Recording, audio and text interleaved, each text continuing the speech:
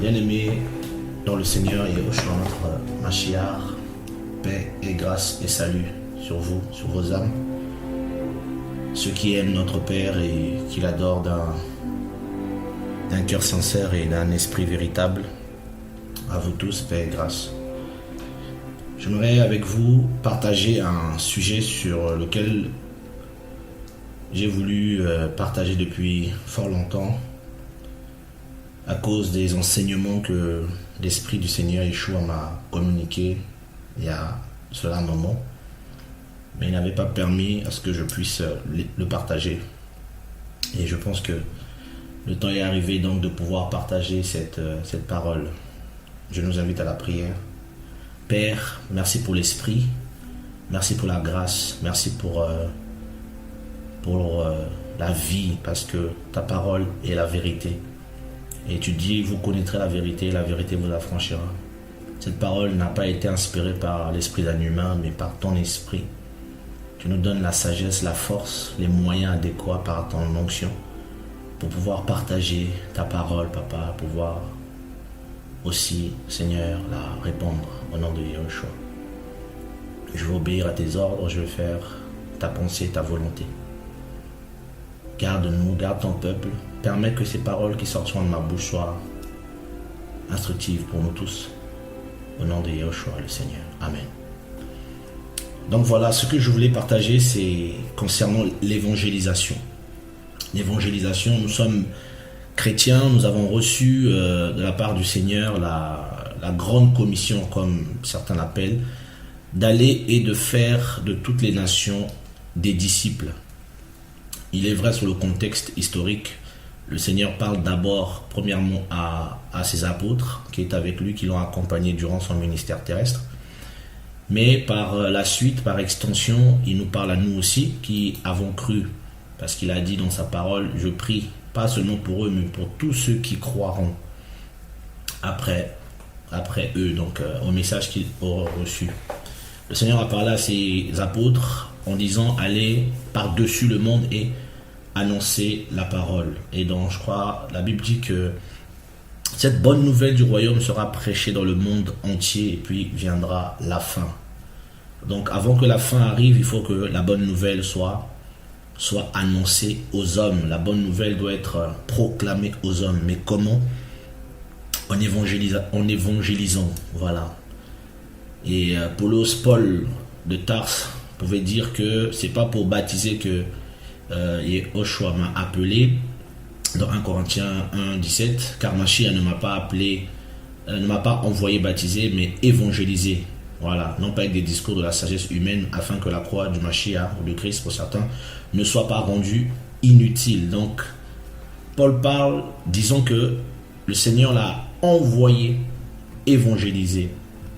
Et cette évangélisation, nous avons vu comment Paul a opéré en son temps, comment Paul a annoncé la parole. Il a dit c'était pour lui comme un honneur. Il en a fait sa force, sa gloire d'annoncer le Mashiach là où le Mashiach n'a pas été annoncé.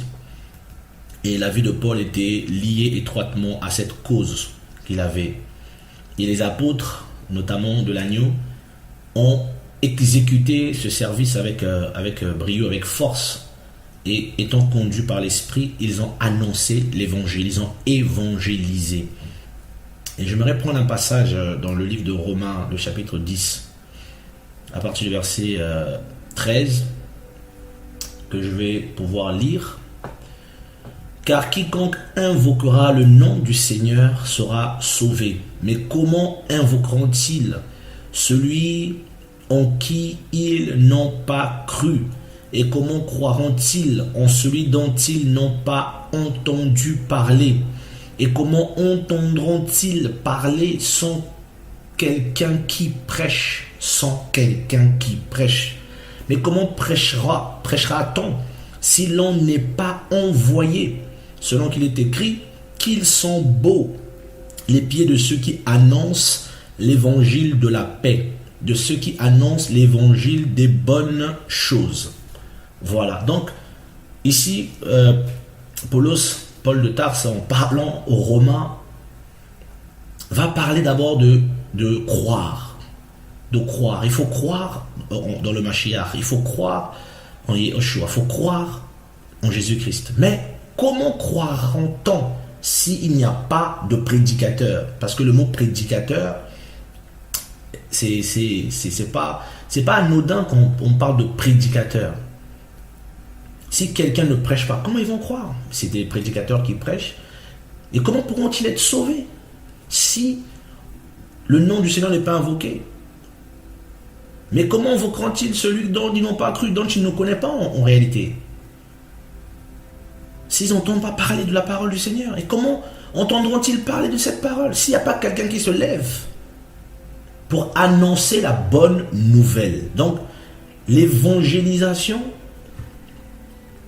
c'est le fait de promouvoir l'évangile. L'évangélisation, c'est le fait de promouvoir l'évangile. C'est faire de l'évangile en quelque sorte quelque chose de trivial, quelque chose de banal. On doit évangéliser. Mais comment doit-on évangéliser? En prêchant l'évangile, en prêchant la parole. Et on ne prêche pas seulement la parole avec des versets bibliques, avec des passages, parce qu'il fut un temps, il n'y avait pas autant de passages. Il fut un temps, il n'y avait plus vraiment les écritures comme ça, avant qu'ils soient traduits en grec. C'était des écrits, c'est vrai que Paul avait déjà cette habitude, mais beaucoup de chrétiens n'avaient pas forcément le canon biblique comme nous on a pu l'avoir. Mais ils confessaient. Ils confessaient le nom du Seigneur dans leur vie pratique, dans notre vie pratique. Dans notre vie pratique, on annonce la bonne nouvelle. Dans notre attitude, on annonce la bonne nouvelle. Dans le témoignage que nous avons, nous annonçons la bonne nouvelle parce que les gens voient comment on vit. Et les chrétiens, ce mot chrétien est né d'un témoignage parce que les gens ont vu les disciples. Ils ont dit, vous êtes comme Christ, des petits Christ, des chrétiens. Donc, les chrétiens de l'époque ont annoncé l'évangile. Ils ont prêché l'évangile. Mais quel est l'évangile qu'ils ont prêché? C'est ça le problème aujourd'hui. Parce qu'aujourd'hui, nous parlons beaucoup de l'évangélisation. Je vais évangéliser, je sors évangéliser. Frère, venez, on va évangéliser. Venez. Qu'est-ce que c'est l'évangélisation? Comment doit-on évangéliser? Et une des choses que j'aimerais attirer notre attention, c'est le fait d'avoir fait de l'évangélisation ou de faire de l'évangélisation une méthode. On devient des méthodistes, il y a une manière d'évangéliser. Non. Et c'est là où il y a souvent le danger et souvent on peut dériver même sans le vouloir. Et au lieu d'annoncer la bonne nouvelle, on commence à annoncer des mauvaises nouvelles. Et je me prendre un passage dans le livre de Luc 4, le verset 18 pour parler un peu du thème que j'aimerais développer. Et en parlant du Seigneur, le Seigneur dans Luc 4 à partir du verset 16 dit: et il se rendit à Nazareth où il avait été élevé, et selon sa coutume, il entra dans la synagogue le jour du Shabbat. Et il se leva pour faire la lecture, et on lui donna le rouleau du prophète Yeshaya, et ayant déroulé le rouleau, il trouva le passage où il est écrit: l'Esprit du Seigneur est sur moi, parce qu'il m'a oint pour évangéliser les pauvres. Il m'a envoyé pour guérir ceux qui ont le cœur brisé, pour proclamer aux captifs la délivrance et aux aveugles le recouvrement de la vue, pour mettre en liberté les opprimés, pour publier une année favorable du Seigneur. Voilà ce que le Mashiach dit de l'évangélisation. Donc il est le premier à avoir évangélisé. Il dit qu'il a été envoyé pour évangéliser. Et il va donner toutes les conséquences de l'évangélisation. En fait, une bonne nouvelle. Ceux qui sont malades reçoivent cette nouvelle, ils sont guéris. Ceux qui ont le cœur brisé reçoivent cette nouvelle, ils sont guéris. Ceux qui sont captifs, on leur proclame la délivrance, et aux aveugles le recouvrement de la vue, pour mettre en liberté les opprimés. Frère, cet aspect des choses n'a pas seulement une vocation physique ou une signification des choses physiques, mais elle est même spirituelle, parce qu'il y a des gens qui sont malades de façon spirituelle. Il y a des gens qui sont aveugles de façon spirituelle. Il y a des gens qui sont captifs de façon spirituelle. Il y a des opprimés spirituels qui ont besoin de la délivrance. Mais le Mashiach dit qu'il est venu évangéliser ces gens-là pour leur annoncer une bonne nouvelle. Et ici, c'est la prophétie de Ésaïe, Yeshaya 61 qui se réalise, parce que le verset après, il dit aujourd'hui, cette parole des Écritures est accomplie. Le Seigneur vient et il parle, il annonce aux captifs. Or, dans notre génération, notamment aujourd'hui, il y a beaucoup de captifs, beaucoup de malades, beaucoup de personnes qui sont perdues, qui ont le cœur brisé. Et c'est vers ces gens-là que le Seigneur nous envoie. Mais quel est le message que nous allons donner à ces gens? Quel est le message que nous allons donner à ces gens? Une chose qui me fait mal aujourd'hui, qui me choque des fois, c'est de voir à quel point nous nous servons du Seigneur pour faire n'importe quoi. Nous nous servons du Seigneur pour chercher une gloire mondaine, une gloire humaine. Le Seigneur, dans la parole, si vous regardez dans la parole, il était souvent un homme de prière. Il montait sur les montagnes pour prier. Il priait et il descendait, il faisait du bien aux gens. Il priait et il faisait du bien aux gens. Il guérissait. C'était extraordinaire. Pourquoi j'en viens à parler sur ce thème-là? Parce que j'aimais beaucoup aller évangéliser, j'aimais beaucoup sortir. Et je pouvais même aller dans des endroits lointains pour aller évangéliser avec beaucoup de personnes, des frères et sœurs, pour aller annoncer l'évangile. Et souvent, on allait en grand apparat avec des mégaphones, des instruments de musique, et dans les rues, on se mettait à crier, à parler fort et tout. Jésus revient, repentez-vous, Jésus revient. Et quelque temps plus tard, l'Esprit du Père a commencé à m'interpeller. Il a commencé à m'interpeller sur le fonctionnement que j'avais et que je mettais en place, et certainement que j'allais communiquer à des gens. Il a commencé à me reprendre là. Et en me montrant, et je me rappelle de cette pensée qui m'a frappé, est-ce que moi je fonctionnais comme ça? Parce qu'on va se servir du nom du Seigneur pour devenir un civique. On pouvait rentrer dans des endroits publics, tels que les trains, des gares, des endroits divers, des bus, où on va installer par exemple des haut-parleurs avec des micros, et on va commencer à crier. On va imposer aux gens de nous écouter, par exemple. On va imposer aux gens. Donc c'est comme si on imposait le salut. Parce qu'en réalité, on doit annoncer la bonne nouvelle, on doit annoncer le salut. Mais si le créateur du monde, le créateur de l'univers, le créateur des cieux, n'impose pas aux hommes, il ne leur impose rien. Mais nous leur imposons parfois.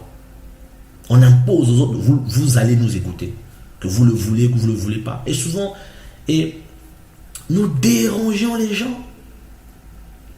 Et on se disait, non, on évangélise. La Bible dit qu'il faut évangéliser. La parole du Seigneur est claire. On doit être des personnes qui évangélisent. Frère, des gens étaient dans ces trains, dans ces bus, dans ces endroits. D'autres sortaient du travail complètement fatigués. Ils sont sortis tôt le matin, ils n'ont pas vu leur famille. Ils sont allés travailler dur et rentrer. Et ils rentrent et c'est des gens qui mettent des haut-parleurs, qui crient, qui crient, repentez-vous, vous allez aller en enfer, tout ça. Yeshua revient. Mais mes amis, entre nous, ces gens ne connaissent pas le Seigneur, ces gens n'ont pas le Saint-Esprit, ces gens sont étrangers à la vie du Seigneur. Et si on n'est pas dans l'esprit, si on ne parle pas selon l'esprit, on va mettre en place des méthodes et nous fermons la porte aux gens. Nous fermons la porte de l'évangile et l'esprit n'a pas sa place, donc l'esprit ne peut pas parler à travers nous. Et c'est des dégâts, c'est l'incivisme. C'est l'incivisme. C'est l'incivisme total. Et souvent, c'est l'apanage aussi des jeunes. Donc on voit bien, c'est cette immaturité, cette précipitation. Et on rentre et on va crier, et c'est le désordre. Or, le Seigneur, c'est l'Élohim, c'est le Seigneur de l'ordre. Et on ne se rend même pas compte. Je me dis, je ne le voyais pas avant que le Seigneur m'interpelle sérieusement là-dessus. L'incivisme. L'incivisme. Le Seigneur dit, soumettez-vous aux autorités. Il y a des choses qu'on fait, des fois c'est interdit, mais on va le faire sous couvert des Écritures. Et on va payer des amendes, parfois on dit non, c'est l'évangile, tout ça. Mes amis, mais la Bible est claire. On doit évangéliser selon l'esprit. Les chrétiens du 1er siècle, les chrétiens de l'époque de Rome, du 1er siècle, 3e siècle, qui étaient massacrés, ils évangélisaient comment? À l'époque de Néron, les gens étaient massacrés, les chrétiens ils se cachaient. Vous croyez qu'un chrétien à l'époque de Rome va aller se tenir comme ça devant les gens pour crier comme ça, Yehoshua revient, repentez-vous, telle divinité que telle religion adore est un démon, tout ça. Mais c'est de la provocation. Mais tu vas finir au Colisée. Les lions vont te manger. Donc, je pense aussi, c'est aussi lié aussi à notre génération, lié aussi à notre temps. Nous sommes à l'époque des réseaux sociaux, nous sommes à l'époque du matu vu, nous sommes à l'époque des manifestations, nous sommes à l'époque où les gens font des grèves. Donc, nous sommes à l'époque où les nations prônent la liberté. Donc, une liberté qui devient le libertinage. Et on fait n'importe quoi. On va déranger les gens sous le nom de l'évangile et on fait n'importe quoi. Le Seigneur dit que les gens ont besoin d'être libérés, délivrés, guéris. Mais nous, au lieu de libérer, on va enquiquiner, embêter. Parce que l'esprit ne conduit plus les choses. L'esprit ne dirige plus les choses. Et beaucoup ne sont pas enseignés du Seigneur. Ils ne sont pas enseignés. Il faut avoir un cœur pour l'évangélisation. Et souvent aussi une des choses qui peut... Je me rappelle il y a quelques années, je sortais évangéliser avec des personnes et il y avait une personne parmi ces personnes qui souvent se mettait à crier sur les gens, repentez-vous, repentez-vous, la masturbation est un péché, vous allez aller en enfer. Repentez-vous, l'enfer est sous vos pieds. L'homosexualité est un péché. L'avortement est un péché.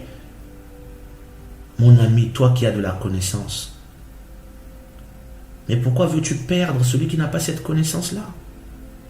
Pourquoi te sers-tu de ta connaissance comme une épée? Pourquoi brandis-tu ta connaissance? Pourquoi ne descends-tu pas? Pourquoi n'es-tu pas humble pour gagner celui qui est ignorant? Avec les ignorants, j'étais comme un ignorant. C'est pas possible. Nous sommes dans une génération où les gens sont tellement pressés. Et l'esprit en moi me disait condamnation, condamnation. J'ai interpellé cette personne. J'ai dit, frère, ce n'est pas ainsi qu'il faut évangéliser. Ce n'est pas ainsi.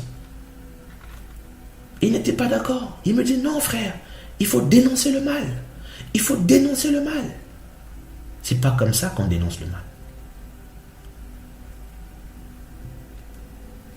Et l'esprit était attristé. Parce que ces gens ne connaissent pas l'évangile. Or, nous avons lu qu'ils ont besoin d'écouter une bonne nouvelle. Ils sont captifs.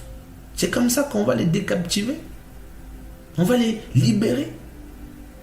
Avec un évangile de condamnation. Avec un évangile de choc. Je ne dis pas qu'il ne faut pas dénoncer le mal. Mais il faut faire attention à la manière dont nous nous conduisons devant les gens. Il faut faire attention de la manière dont nous prêchons. Je ne dis pas qu'il faut prêcher l'amour d'une façon ludique ou d'une façon... un rêve ou je ne sais pas quel mot employer, mais le cœur d'Élohim. Le cœur d'Élohim, le cœur du Seigneur Yahushua, Jésus-Christ, son cœur. Son cœur. Le cœur du Seigneur. On a besoin de ce cœur. Que dit la parole dans le livre de Matthieu, Matthieu 9, le verset 13? Que dit la parole? Mais allez et apprenez ce que signifie je prends plaisir à la miséricorde et non au sacrifice, car je ne suis pas venu appeler à la repentance les justes, mais les pécheurs. Mais comment appeler ces pécheurs à la repentance? Comment? Le Seigneur dit, je suis venu appeler les pécheurs à la repentance. Donc lorsque nous partons évangéliser, nous sommes donc sous couvert du Seigneur. Donc nous avons pour modèle, pour exemple, le Seigneur, parce que nous continuons son œuvre, nous continuons l'œuvre qu'il a commencée. Nous, chrétiens, continuons l'œuvre que le Maître, le Mashiach, Yehoshua, le Mashiach, a commencé. Nous continuons cette œuvre. Regardez un homme dans la Bible que le Seigneur a évangélisé. Et j'aimerais prendre son histoire en lecture pour pouvoir partager avec nous et que chacun de nous, j'espère, au nom de Yeshua, soit touché. C'est l'histoire de Zachée, que beaucoup connaissent dans Luc 19, mais connaissant toute cette histoire, et que j'aimerais lire pour voir un peu comment le Seigneur pouvait fonctionner. Et il entra dans Jéricho et la traversa. Et voici un homme appelé du nom de Zachaï, qui était chef des publicains, et qui était riche, cherchait à voir qui était Yahushua, mais il ne le pouvait pas à cause de la foule, parce qu'il était de petite stature. Et courant en avant, il monta sur un sycomore pour le voir, parce qu'il devait passer par là. Il devait passer par là. Et quand il fut arrivé à cet endroit, là, Yahushua, levant les yeux, le vit et lui dit, Zachaï, hâte-toi de descendre, car il faut que je demeure aujourd'hui dans ta maison, car il faut que je demeure. Zachaï ne l'a pas invité. Et il se hâta de descendre et il reçut avec joie. Et tous, voyant cela, murmuraient en disant, il est entré chez un homme pécheur pour y loger. Mais Zachaï, se tenant debout, dit au Seigneur, voici Seigneur, je donne la moitié de mes biens aux pauvres. Et si j'ai extorqué de l'argent à quelqu'un, je lui rends le quadruple. Et Yahushua lui dit, aujourd'hui, le salut, Yeshua, est arrivé pour cette maison. Parce que celui-ci aussi est fils d'Abraham. Car le Fils d'humain est venu chercher et sauver ceux qui étaient perdus. Vous vous imaginez ici, le Seigneur est venu chercher Zachaï qui était perdu. Voilà pourquoi au début il lui a dit, il faut que je demeure. Donc on comprend ici, c'est pas le pécheur qui se choisit, qui dit moi je veux. C'est le Seigneur qui a déjà choisi le pécheur. Il sait qui sera sauvé.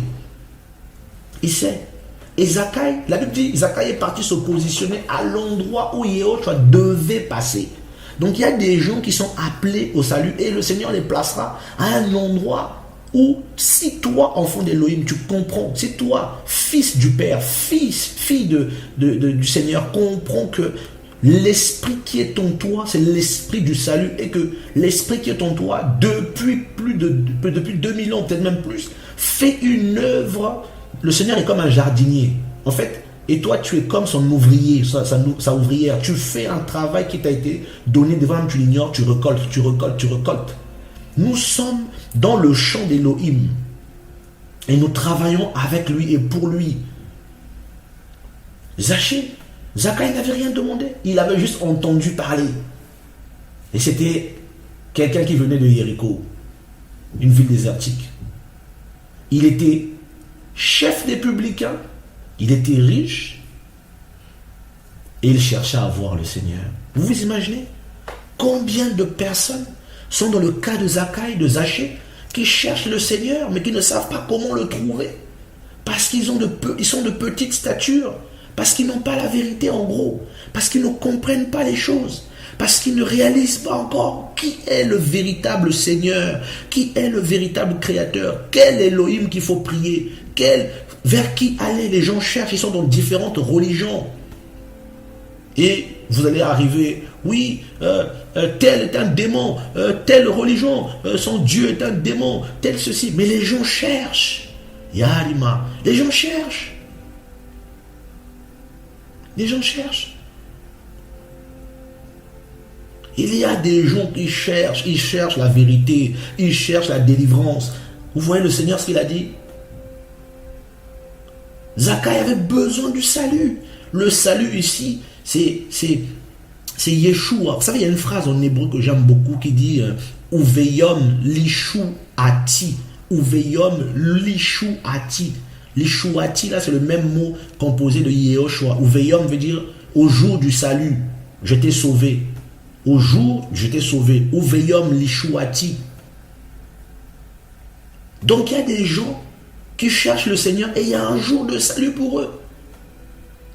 Et ce jour-là, Zachaï a été poussé à aller sur le sycomore. Le sycomore a été placé là exprès. Il y a des gens de petite taille qui doivent venir monter sur toi, chrétien. C'est toi le sycomore. C'est toi le sycomore. Mais vous avez vu la réaction des pharisiens, ceux qui se croyaient justes, ceux qui pensaient qu'eux, ils étaient mieux. Comment il se logeait chez un homme pécheur? Comment? Et c'est l'attitude de beaucoup de chrétiens par rapport aux inconvertis, par rapport à certains chrétiens qui peuvent peut-être pas avoir leur connaissance, peut-être pas avoir leur, on va dire peut-être leur niveau de connaissance. Repens-toi, pécheur, masturbation, tu vas aller en enfer, l'enfer t'attend. Repentez-vous, le Seigneur va frapper. Maintenant c'est le Seigneur va frapper, Frère, vous êtes prophète, d'accord, on veut bien. Mais attention, de ne pas mettre en place des méthodes humaines, alors que peut-être vous avez reçu un appel véritable à évangéliser, à parler du Seigneur. Il y a beaucoup de dérives, il y a beaucoup de séduction. Ici, le Seigneur n'a pas dit Zaché, voleur.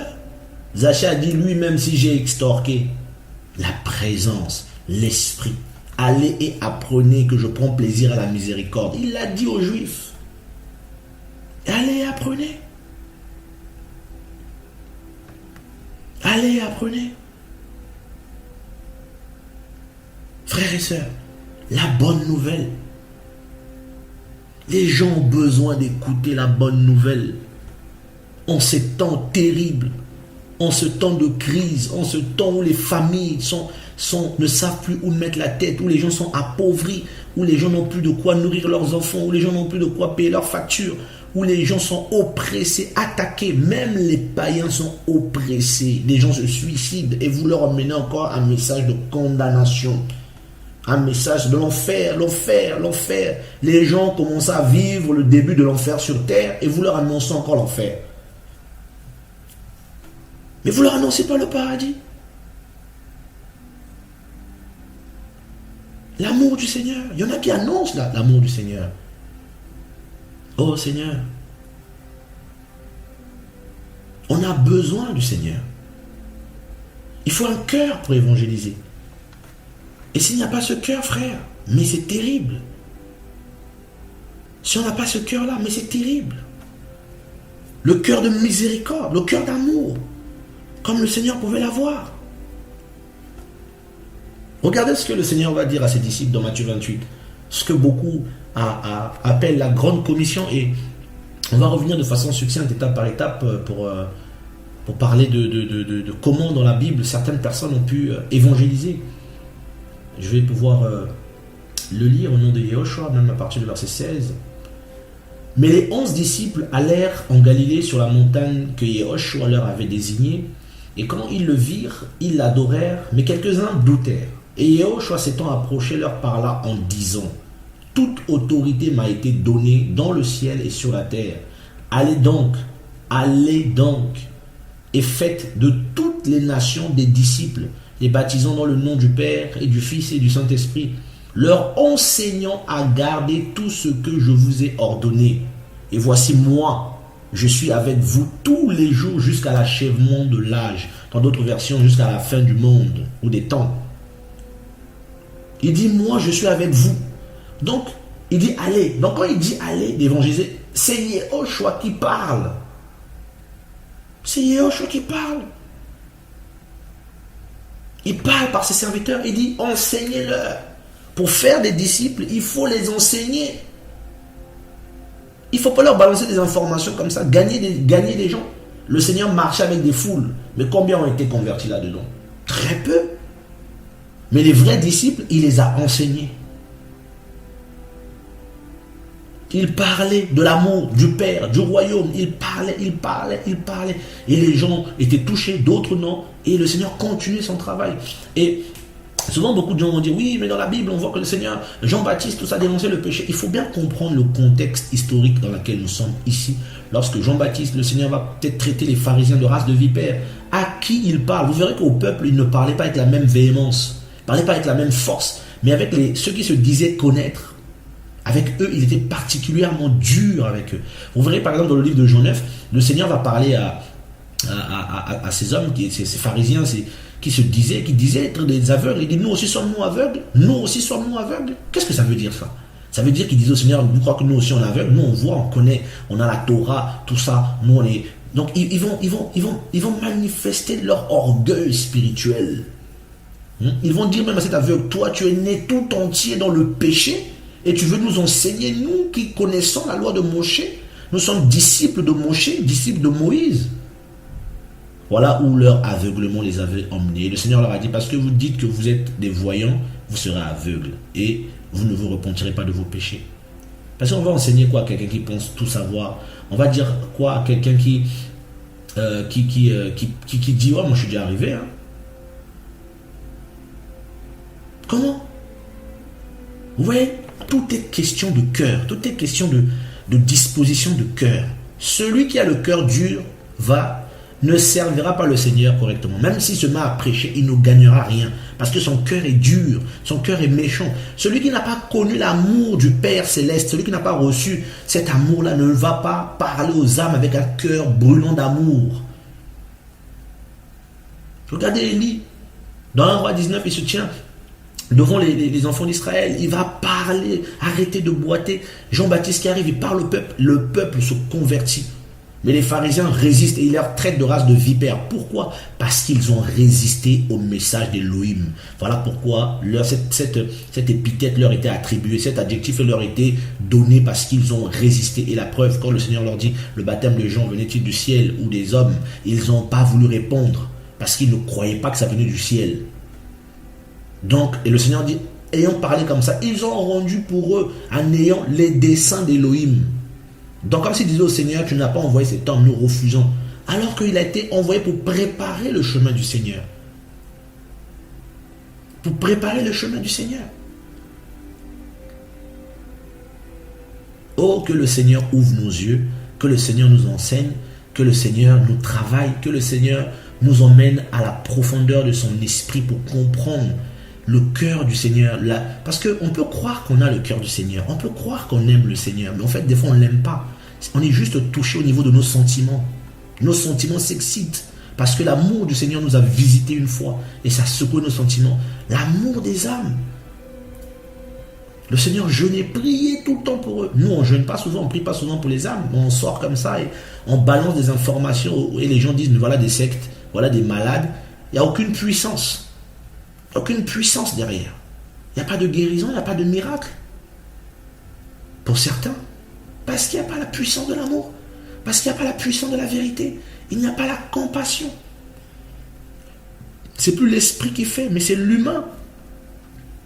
C'est l'humain qui parle, c'est l'humain qui agit. C'est l'humain qui agit. On a besoin de revenir au Seigneur.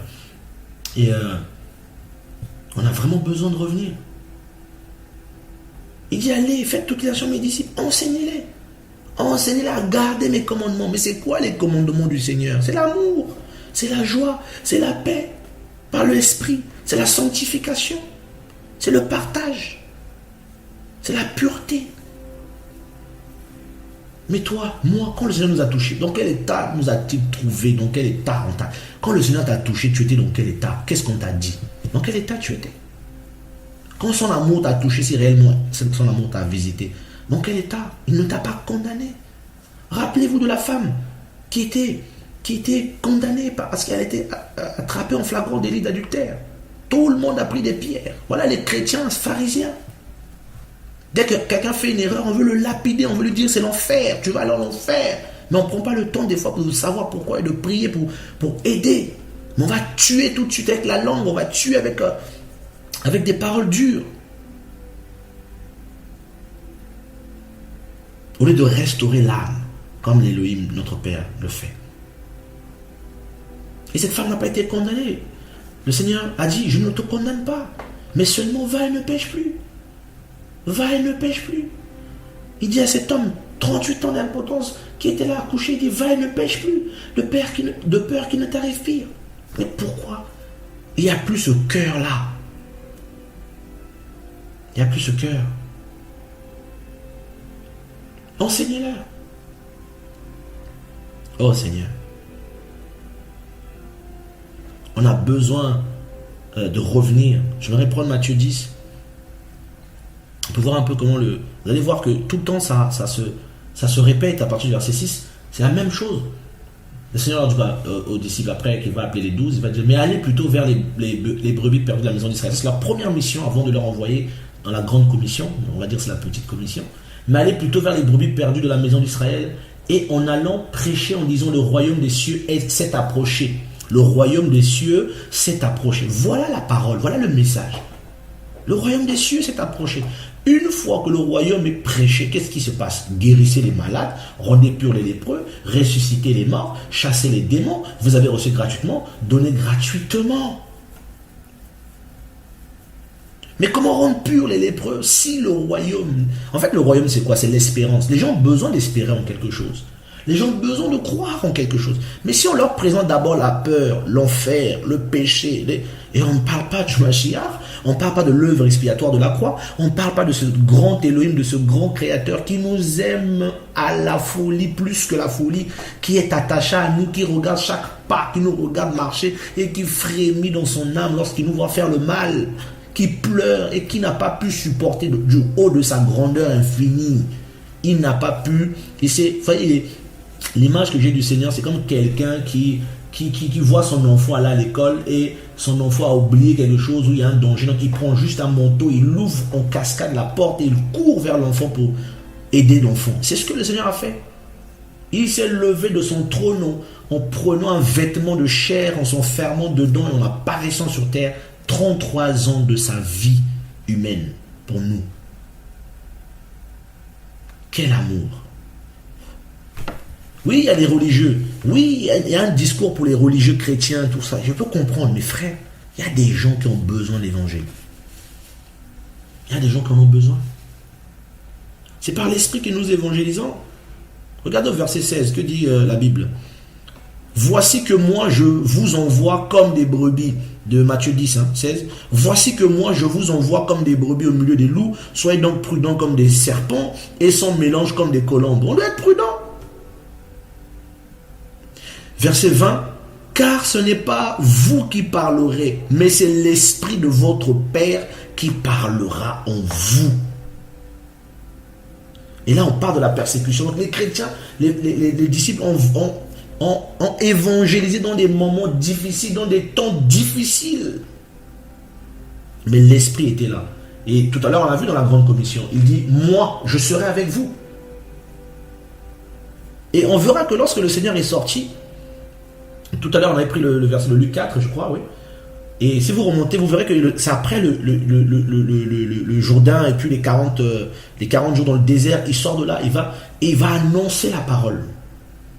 Et les gens sont guéris, délivrés. Et on peut faire un bilan, et étant sincère, aujourd'hui, frère, dans les évangélisations, il n'y a plus beaucoup de guérisons, il n'y a plus beaucoup de miracles. Comme à l'époque des frères et sœurs des chrétiens du premier siècle. Les chrétiens du premier siècle, il y avait la gloire. Il y avait la gloire. Acte 11, 20. Acte 11, 20. Acte 11, 20. Voilà, je vais prendre sur verset 19. Ceux qui avaient été dispersés par la tribulation survenue à cause de Stéphanos, ou bien Étienne, allèrent en effet jusqu'en Phénicie, dans l'île de Chypre et à Antioche, n'annonçant la parole à personne, si ce n'est à des Juifs seulement. Mais il y eut parmi eux quelques hommes chypriotes et cyrénéens qui, étant venus à Antioche, parlèrent aussi aux Grecs et leur annoncèrent l'évangile du Seigneur Yehoshua. Et la main du Seigneur était avec eux, et un grand nombre de personnes crurent et se convertirent au Seigneur. Or, le bruit parvint aux oreilles de l'assemblée de Yerushalayim, et ils envoyèrent Barnabas pour passer jusqu'à Antioche. Vous imaginez? Des frères simples, qui n'étaient pas apôtres, qui n'avaient rien. Certains juifs conservateurs de l'époque, au lieu d'obéir à l'ordre du Seigneur, se sont arrêtés seulement aux juifs dans les synagogues à partager entre eux. Mais d'autres ont dit non, nous allons partager ce salut, parce qu'ils avaient compris que le message était pour les nations. Et ils ont annoncé l'évangile. Ils ont parlé du Seigneur. Et les gens ont cru. Prenons l'exemple d'un autre. Acte 8, vous connaissez certainement cette histoire. Acte 8, le verset 1er, nous allons parler de Philippe. Acte 8, ouais, on va même prendre... verset 1er, c'est pas grave. Or, Shaoul était consentant à son assassinat, donc c'est de Stéphanos.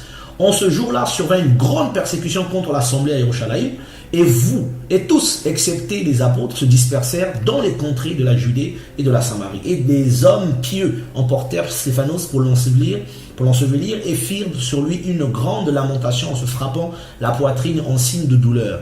Mais Shaoul ravageait l'assemblée, entrant dans les maisons et traînant hommes et femmes, et les livrait en prison.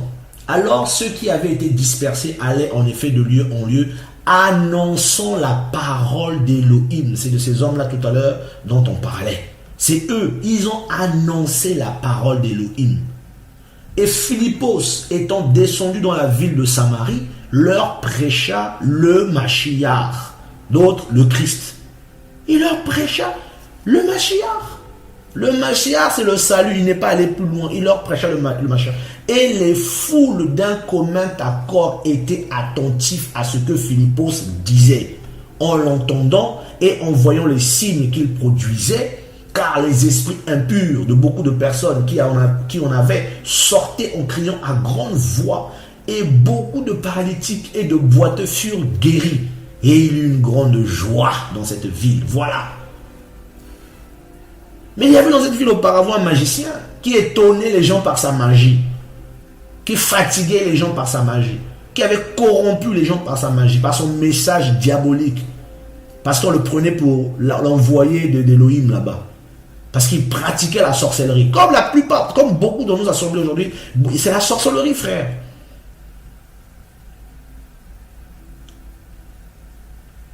Mais quand ils eurent cru Philippos annonçant l'évangile des choses concernant le royaume d'Élohim et le nom de Yehoshua Mashiach, tant les hommes que les femmes furent baptisés. Vous voyez le message que cet homme a annoncé, ce serviteur d'Élohim a annoncé. La Bible dit, en fait, ce qui est écrit, que le Seigneur a écrit dans Luc 4, dans Isaïe 61, Philippe a vécu cela. C'est ça l'évangélisation. S'il n'y a pas ces signes-là quand on évangélise, c'est qu'il y a un problème. Il y a un problème. Il fut un temps quand on évangélisait, quand on sortait, même sans parler du Seigneur, on vivait ces choses-là. La Bible dit, au verset 8, il y eut une grande joie dans cette ville. Les gens étaient joyeux parce qu'il n'y avait plus la joie. Il y avait la magie, frère, il y avait la sorcellerie. Il y avait ce monsieur qui étonnait les gens par la magie. Même lui-même, il était confondu. Il a dit, bon, moi aussi, je vais me faire baptiser. Mais où est la joie? Où est la joie? Aujourd'hui, quand on va annoncer la parole aux gens, les gens sont en colère. Il y en a qui veulent nous taper, ils nous insultent. Oui, ça peut arriver, bien sûr, ça peut arriver. Mais parce qu'à cause des méthodes, les gens, il n'y a plus la joie. Avant, tu vas dans un endroit, les gens viennent à toi confesser leurs péchés. Tu ne les connais pas, tu n'as même pas ouvert la bouche. Il dit, dès que je t'ai vu seulement, j'ai été pris par une conviction, il faut que je confesse. Les paroles que le Seigneur donnait, l'Esprit te donne des paroles sur les gens, des prénoms des gens. Telle personne s'appelle... Et frère, on a perdu ces choses à cause de l'orgueil spirituel, à cause de la vérité. On se dit, on sait tellement qu'on n'a plus l'esprit pour comprendre, pour descendre. Voilà un homme, Philippe, qui annonce le Mashiach. C'est quoi le Mashiach? C'est ce qu'il a fait pour nous. C'est quoi le Mashiach? Annoncer le Mashiach, ça veut dire quoi? Mais prêcher ce qu'il a fait pour nous. La parole d'Élohim, le salut. Le salut. On a besoin de ce salut. Et j'aimerais prendre un dernier verset sur Paulos, dans Acte 17. À partir du verset 22.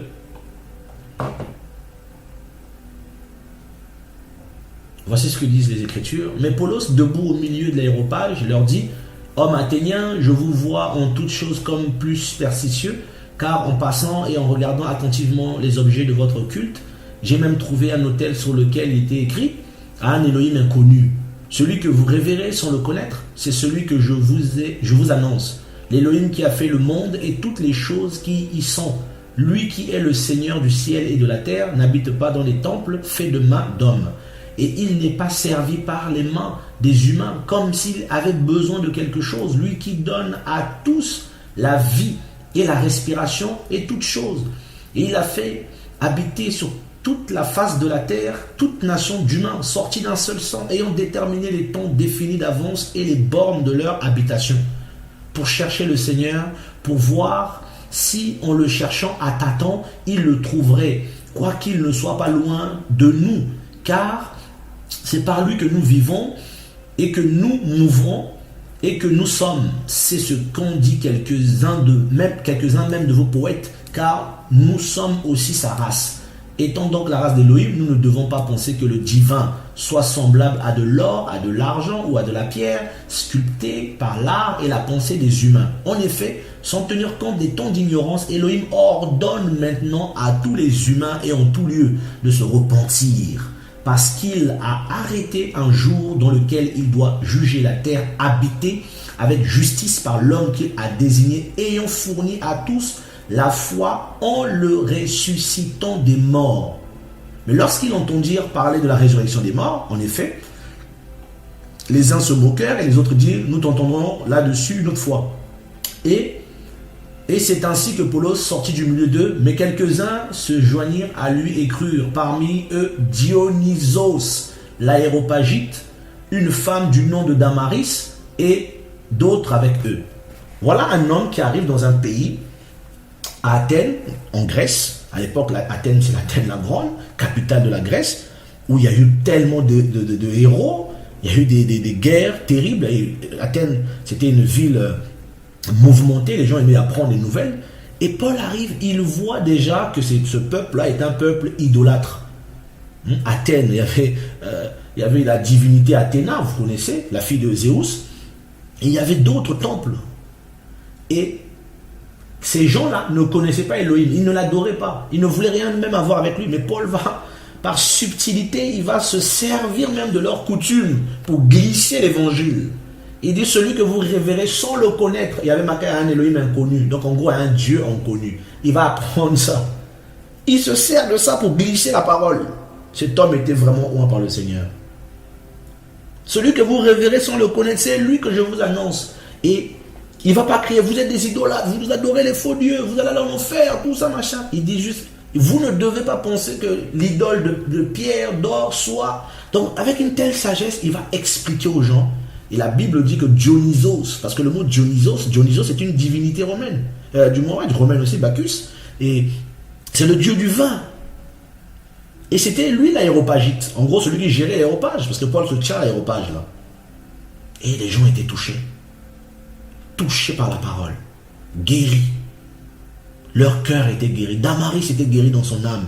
Il a dit: non, ça c'est la vérité. C'est la manière dont il a parlé de ça, il était convaincu, il a compris. Non, là. Et d'autres avec eux. Voilà comment Paul a évangélisé. Et je pourrais prendre tellement de versets, mais ça ne servira à rien dans ce cas-là. C'est juste pour nous exhorter à ne pas mettre en place, lorsque nous évangélisons, des méthodes de chaque fois c'est pareil, on va aller place temps, et à diffuser tout et n'importe quoi. On doit faire attention et à faire l'œuvre du Seigneur, des fois dans les coulisses, étant caché, étant dans l'esprit. C'est important d'être dans l'esprit. Aujourd'hui, le Seigneur dit, quand le Seigneur évangélisait, c'est pas forcément lui qui témoignait, mais c'est les gens qui témoignaient. Et aujourd'hui, le danger des médias, des réseaux sociaux, c'est aussi cette course à l'excitation, au m'as-tu vu, y a plus, on n'est plus prudent, on n'est plus sage. Or que le Seigneur a dit, je vous envoie, soyez prudents, comme des colombes. Non, prudents comme des serpents. Le serpent est très prudent, pourtant il est dangereux. Mais simple comme des colombes. Simple. L'évangélisation, c'est de présenter aux gens la personne de Yehoshua Mashiach, Jésus-Christ de Nazareth. C'est ça, l'évangélisation. Et nos propres vies d'abord. Parce que ça sert à quoi de dire à un frère, à une personne, à un païen, repens-toi, tu vas dans l'enfer de la masturbation, tout ça, mais toi-même, tu es peut-être même dans des choses, dans la désobéissance par rapport au Seigneur. Si tu meurs comme ça, toi aussi, tu vas en enfer. Nous devons être des modèles, nous devons avoir la crainte nous-mêmes, nous devons d'abord laisser le Seigneur nous briser. Le Seigneur a pris le temps, il a parlé à ses apôtres, il leur a donné ses ordres, il les a envoyés. J'espère que ces paroles que le Seigneur m'a enseignées vont aider ceux qui lui appartiennent et ceux qui comprennent. Voilà, ceux qui ne comprendront pas, priez. Que le Seigneur vous garde et que le Seigneur nous garde au nom de Yehoshua. Nous avons besoin du Seigneur au nom de Yeshua notre Maître. Bon courage à tous sur le chemin qui mène au ciel. Amen.